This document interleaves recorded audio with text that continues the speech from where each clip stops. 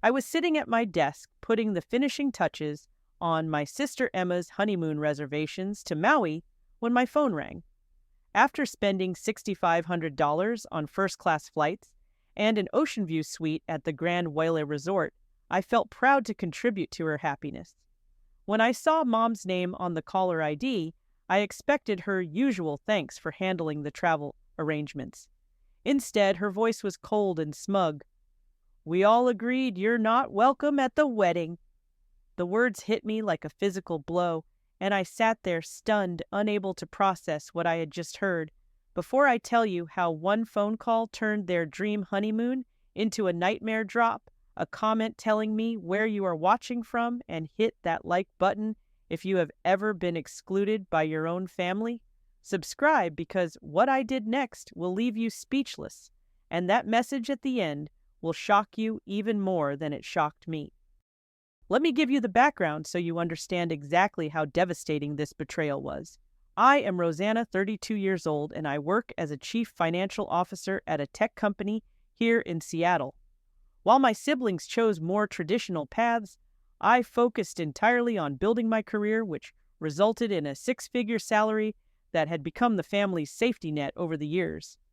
My family dynamics had always been complicated, but I thought we had found our rhythm. My mother, Patricia, valued social status above almost everything else, constantly worried about what the neighbors and church friends would think about our family. My younger sister, Emma, 26, taught elementary school and had always been the golden child who could do no wrong. She recently got engaged to Jake, a hard-working construction worker who made decent money, but certainly could not afford the kind of lifestyle Emma had grown accustomed to expecting. My older brother Michael was 35 and worked as a family physician. He was married to Sarah, and they had 2 kids. On paper, Michael should have been the family success story, but somehow I always ended up being the one everyone turned to when money got tight. Maybe it was because Michael had his own family to support, or maybe it was because I had made it clear early on that I was willing to help. Over the years, I had become the family's unofficial financial backer. When Emma wanted to go to college, but my parents could not afford the tuition I paid for all 4 years without expecting any repayment. When my parents faced foreclosure on their house 3 years ago, after my father's medical bills piled up, I bought them a new home outright and let them live there rent-free. I had funded family vacations, covered emergency medical expenses, and never once asked for anything in return except to be treated like a valued family member. The pattern had become so normal that nobody even questioned it anymore. When Emma got engaged 6 months ago, I was genuinely excited for her. She and Jake seemed happy together, even though I could tell that the financial pressure of planning a wedding was stressing them both out. Jake worked hard, but construction workers do not make the kind of money needed for the elaborate celebration Emma had always dreamed of. 3 months before the wedding, Emma showed up at my apartment in tears. "Rosanna, I need your help," she said, gripping my hands across my kitchen table. "Jake and I want to honeymoon in Maui, but there is no way we can afford it. Would you consider helping us out? I know it is a lot to ask, but this is a once-in-a-lifetime trip." Without hesitation, I agreed to fund their entire honeymoon. I spent hours researching the best resorts, booking first-class flights on Hawaiian Airlines, and securing an ocean view suite at the Grand Wailea for 2 weeks. The total cost came to $6,500, but seeing Emma's face light up when I showed her the confirmations made every penny worth it. But as the wedding approached, I started noticing strange things. When I asked Emma about the bridal shower, she told me it was just a small thing with Jake's family. When I inquired about the bachelor and bachelorette parties, she said they were keeping it family only. Every time I tried to get details about my role in the wedding or what I should wear, the conversations felt awkward and evasive. The wedding invitation arrived late, just 3 weeks before the ceremony, and it was addressed only to me with no +1 option. When I asked Emma about bringing a date, she said the venue was really tight on space, and they were keeping it intimate. I started to feel like I was being deliberately excluded from the important parts of the wedding planning, but I convinced myself I was being paranoid. The phone call that changed everything came on a Tuesday afternoon. I was reviewing the final honeymoon itinerary when my mother called. Her voice had an edge I had not heard before, almost gleeful in its cruelty. "Rosanna, we need to talk," she said without any pleasantries. "We all agreed you're not welcome at the wedding." I felt the world tilt around me. "What do you mean, we all agreed? Who is we?" "Emma, Jake, Michael, Sarah, and me. We had a family meeting last Sunday after church, and we decided it would be better for everyone if you just stayed away." My hand started shaking as the implications sank in. "Mom, this is Emma's wedding. I am her sister. I paid for their honeymoon." "And that is exactly the problem," she snapped. "You think money gives you the right to control everything. You make everyone uncomfortable with your success, always showing off with your career and your salary. Emma wants her day to be about love, not about money." I could not believe what I was hearing. How is supporting my family showing off? I have never flaunted anything. Jake's family already thinks Emma is marrying above her station because of your achievements. They keep asking questions about why her sister is so much more successful than everyone else in the family. It makes everyone feel bad about themselves. The conversation continued for 20 more minutes, each word cutting deeper than the last. My mother explained that they had been discussing this for weeks. According to her, I made everyone feel inferior just by existing in the same space. My career success, my financial stability, even my independence were all being framed as character flaws that disrupted family harmony. "Emma deserves a wedding where she feels like the star, not overshadowed by your achievements," Mom continued. "Maybe it is time you learned that family is not about what you can buy for people." When I hung up, I immediately called Emma. Her response was even more devastating than my mother's. "I am sorry you had to hear it that way," she said, not sounding sorry at all. "But honestly, Rosanna, you always make everything about money. I wanted one day where I did not feel like the poor little sister who needs her successful big sister to pay for everything. Emma, I offered to help because I love you. I never made you feel bad about accepting it. But that is how it feels.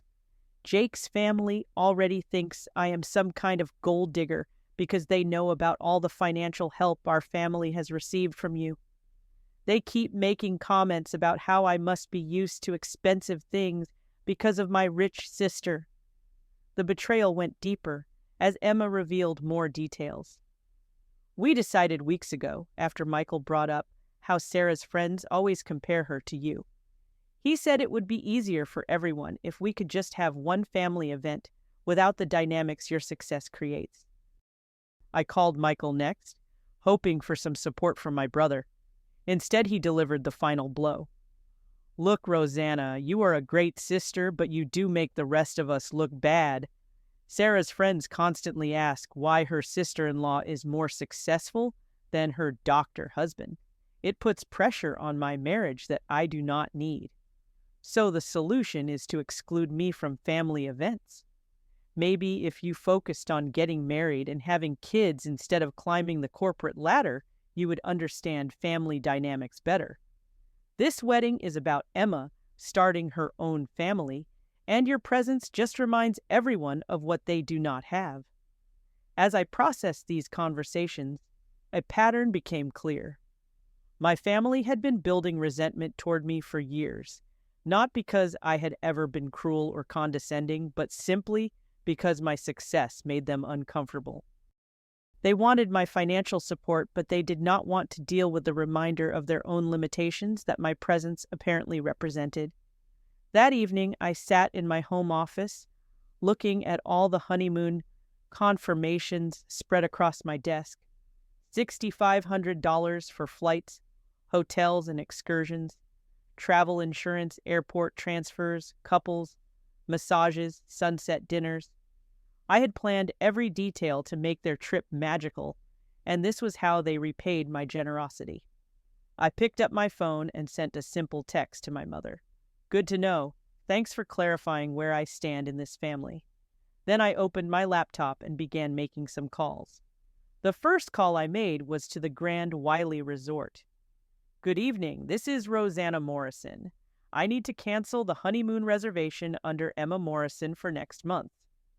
The hotel representative sounded confused. "Ma'am, this is a premium ocean view suite for 14 nights. Are you sure you want to cancel? The penalty will be substantial. I am the account holder and credit card owner. Please cancel immediately and refund the full amount to my card." "But, ma'am, this reservation is for next week. The guests will be arriving in 5 days." "That is no longer my concern. Please process the cancellation." Next, I called Hawaiian Airlines. Canceling the first-class tickets required a 40-minute phone call, but since I was the purchaser and had booked with flexible fare options, I was able to get a full refund minus a small processing fee.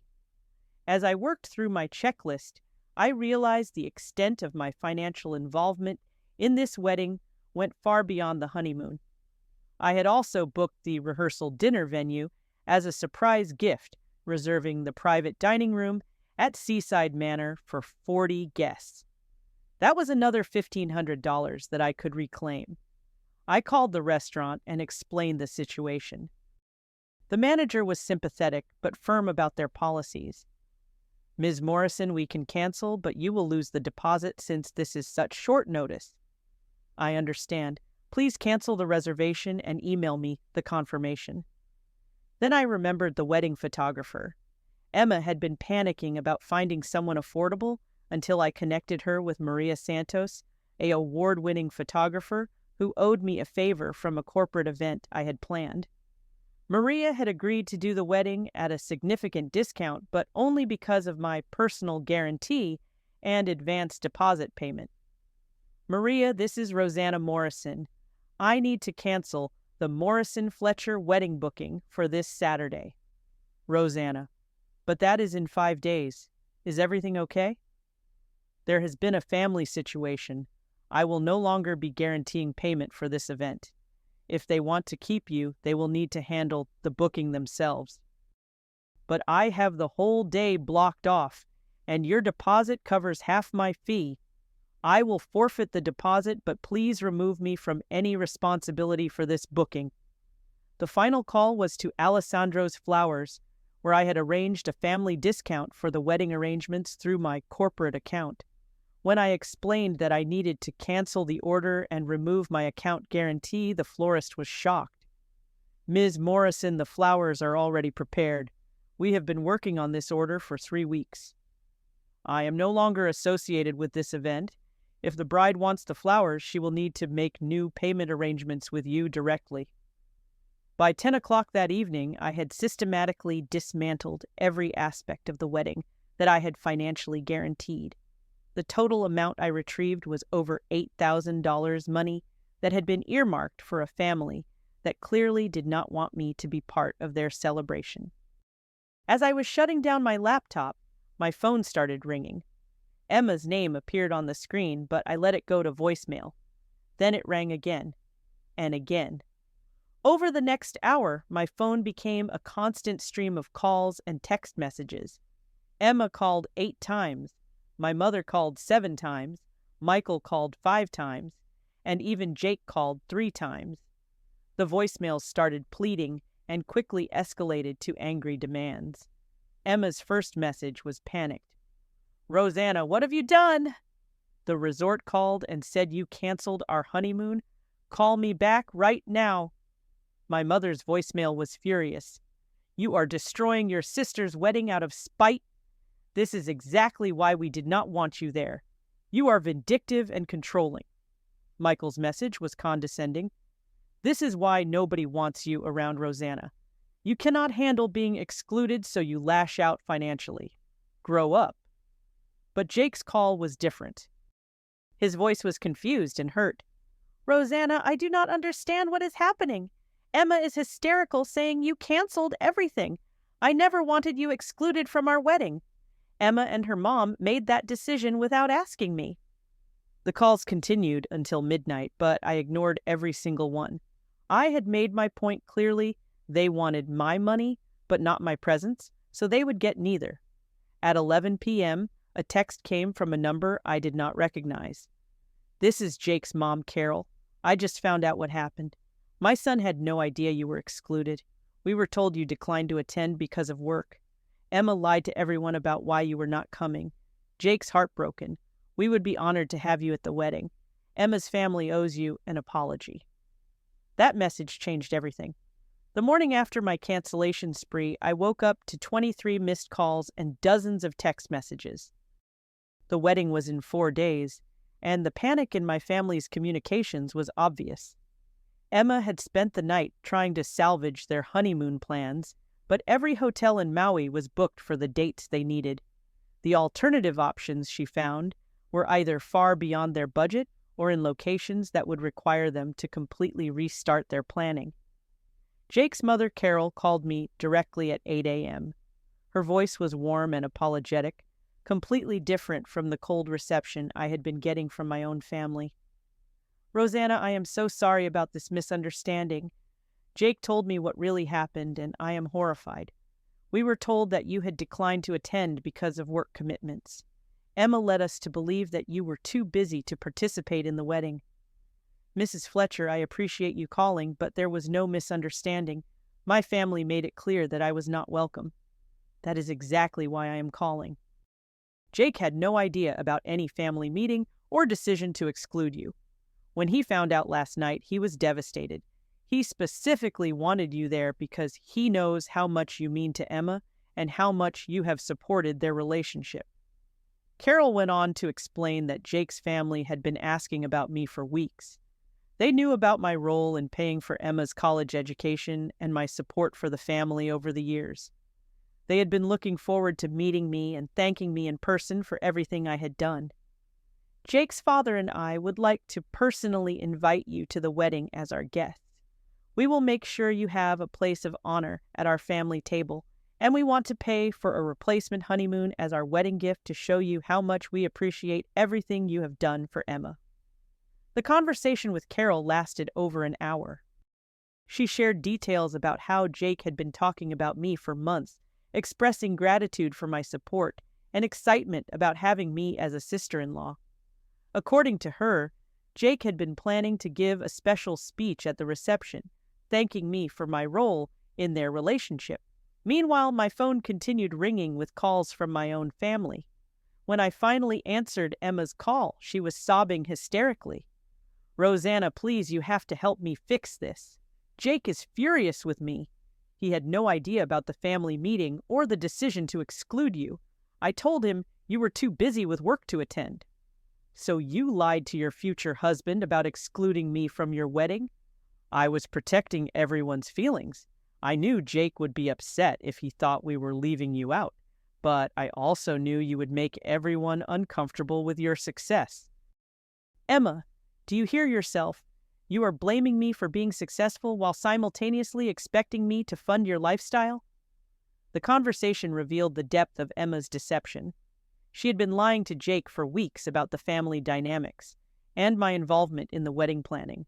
Jake believed that I had voluntarily stepped back due to work commitments, not that I had been deliberately excluded by his fiancé's family. When Michael called to attempt damage control, his tone had shifted completely from the previous day's condescension.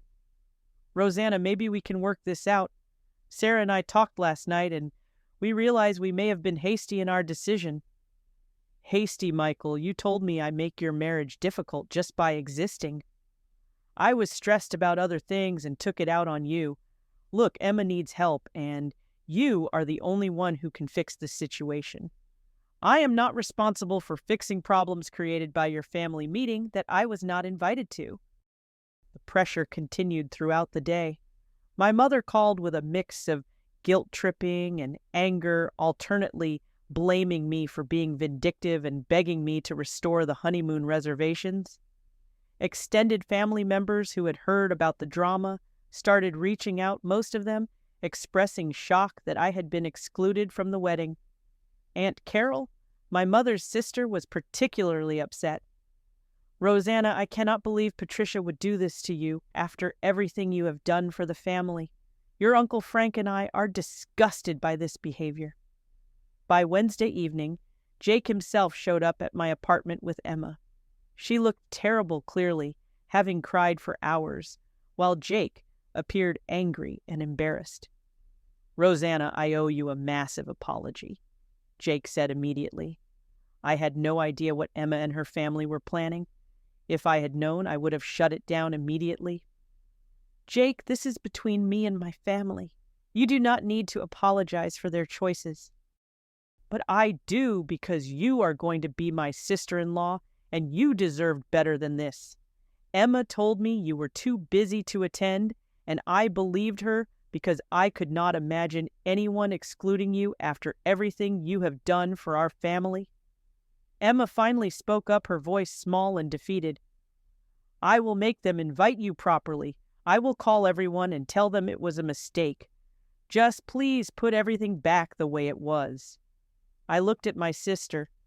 This woman who had been willing to lie to her future husband and exclude me from the most important day of her life, all while expecting me to fund the celebration. "Emma, you made your choice when you held a family meeting without me to discuss whether I was worthy of attending your wedding. Those were your true feelings, and I am simply respecting them." Jake's frustration was obvious. "Emma, how could you do this? Rosanna is the reason we can afford this wedding at all. She paid for your college, helps your parents, and was funding our honeymoon. How do you exclude someone like that from your family?" The visit ended with no resolution. Emma left in tears, and Jake stayed behind to apologize again and express his hope that I would reconsider attending the wedding. He promised that his family would make sure I felt welcome and valued regardless of how my own family behaved. That night, I made my decision. I would attend the wedding, but not as Emma's sister. I would go as Jake's guest, sitting with his family, who actually appreciated my presence and contributions. If my own family wanted to exclude me, I would show them exactly what that exclusion looked like. The wedding day arrived with a tension I had never experienced at a family event. I wore my most elegant dress and arrived at the church as a guest of the Fletcher family. Carol and Frank welcomed me warmly and introduced me to their relatives as the wonderful sister who made this wedding possible. Sitting on Jake's side of the church, I watched Emma walk down the aisle, knowing that her new in-laws had a very different understanding of her character than she had intended. The ceremony proceeded beautifully, but I could see Emma's discomfort throughout as she realized the implications of the seating arrangement. During the reception, Jake's father, Frank, gave a speech that included a special acknowledgement of my contributions to Emma's education and the family's welfare. The contrast was stark. Emma's own family had excluded me, while Jake's family publicly honored me. The honeymoon situation had been partially resolved when Jake's parents stepped in and booked a long weekend at a local resort, but it was nothing compared to the 2 weeks in Maui that had been planned. Emma spent the reception fielding questions from friends who had expected to see exotic honeymoon photos on social media. Over the following months, the consequences of that family meeting continued to unfold. Jake's trust in Emma was damaged by her willingness to lie about family relationships and exclude someone who had been so generous to them. Their first year of marriage included several arguments about money, honesty, and family loyalty. My relationship with my parents and Michael slowly began to heal, but only after they acknowledged the depth of their mistake. Patricia was forced to confront her favoritism and manipulation when other family members expressed their disgust with her behavior. Michael had to step up financially for our parents without my automatic support, which gave him a new appreciation for the sacrifices I had been making for years. But my relationship with Emma never fully recovered. Trust once broken so completely could not be rebuilt with apologies and promises to do better. She had shown me exactly what I meant to her when she thought she could get away with it, and I chose to believe her actions over her words. 6 months later, I started dating someone I met through Jake's family, a man who appreciated my independence and success rather than feeling threatened by it. My social circle expanded to include people who valued me for my character rather than my bank account, and I learned to build relationships based on mutual respect rather than financial dependence. A year later, Emma and Jake's marriage was still struggling with trust issues and financial pressure. Without my safety net, they had to face the reality of their actual income and budget accordingly. Emma was forced to take on a second job to help cover expenses she had previously assumed I would handle. The most important lesson I learned was the difference between being generous and being taken advantage of. For years, I had confused financial support with love, thinking that my value to the family was measured by what I could provide rather than who I was as a person.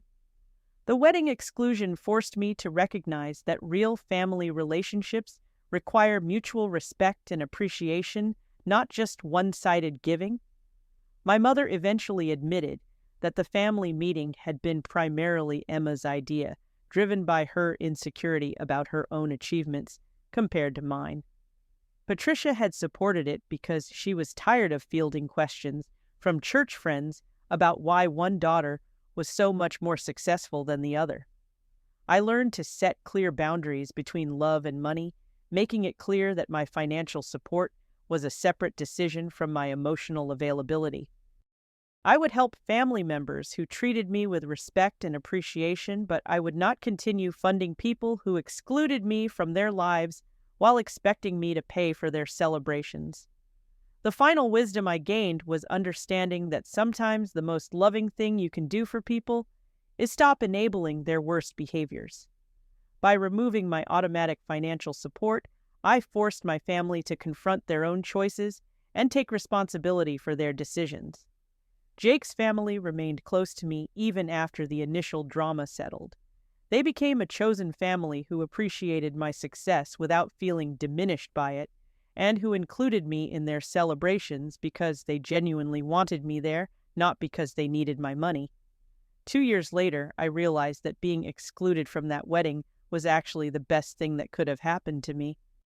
It forced me to see clearly how I had been taken for granted and gave me the courage to demand the respect I deserved. They wanted my money but not my presence, so I gave them exactly what they asked for my absence. Sometimes the most powerful thing you can do is stop showing up for people who clearly show you that you do not matter to them. Have you ever been excluded by family members who still expected your support? How do you balance generosity with self-respect when dealing with people who take your kindness for granted? Share your experiences in the comments below, and do not forget to hit that like button if this story resonated with your own family struggles. Subscribe for more stories about setting boundaries with toxic family dynamics and learning to value yourself as much as you value others. Please share this video with anyone who needs to hear that their worth is not determined by what they can provide for people who do not appreciate them. Remember, you teach people how to treat you by what you are willing to accept, and sometimes the greatest gift you can give someone is showing them what life looks like without your unconditional support. Thank you for listening to my story, and I hope it inspires you to demand the respect you deserve from the people who claim to love you.